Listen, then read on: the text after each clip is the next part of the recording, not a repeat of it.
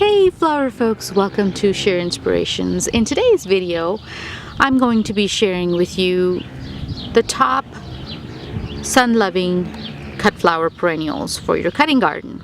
Now, on my list, the number one plant is Blue Sea Holly. This plant right here I grew from bare roots that I purchased at Walmart.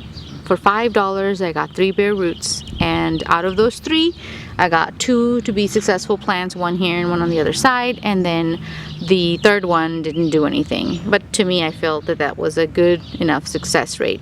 These produce beautiful globe type of silver blue flowers that make really pretty dried flowers, as well as just fresh arrangement cut flowers. They last forever in the vase before drying out, and this loves the sun, is very drought tolerant, doesn't want a lot of water.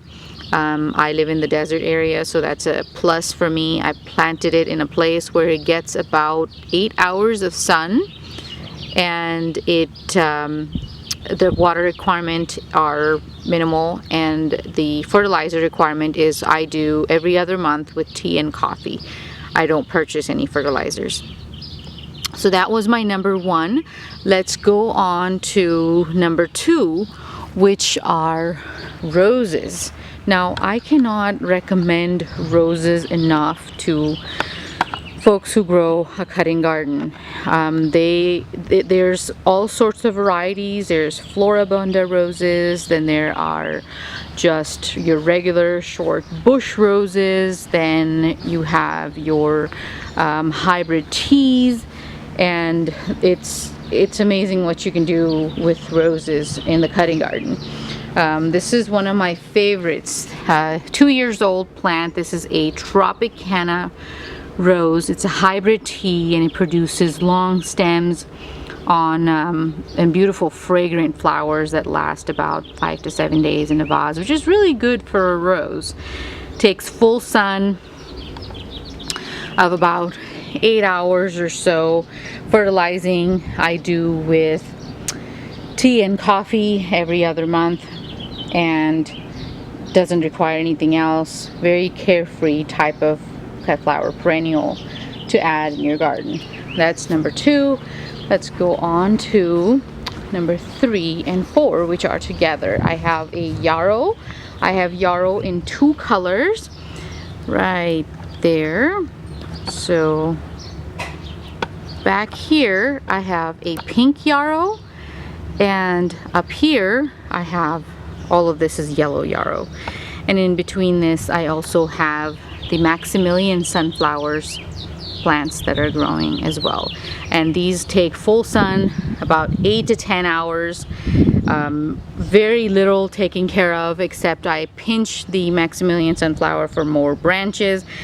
Yarrow I have not gotten anything to do with yet, and I have not seen any flowers as of yet, but they would be flowering probably late fall,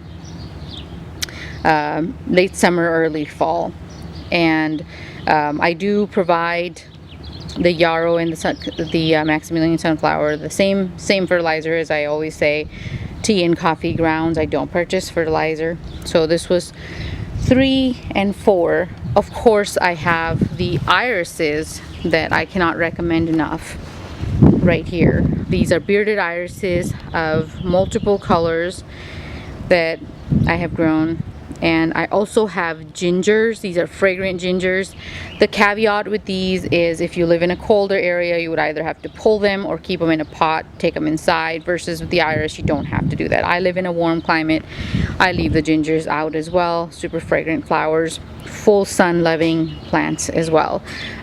Something else that I wanted to mention that is very, very important in a cutting garden are my favorite dahlias.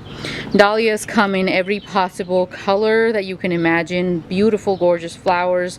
They start flowering late summer, go all the way till fall, till first frost actually, which is first week of May for me, and then go all the way down to the ground and re-emerge early spring. I do pinch these as far as taking care is required for them to actually produce more branches. I don't dig them up. If you are in a colder zone, you might want to dig them up, but I leave them down in the ground. I don't dig them up. I have dug in the past and divided if I want to multiply, and they would do great with that as well. I have this side, and I also have on the other side different colors of dahlias. They make great, beautiful cut flowers.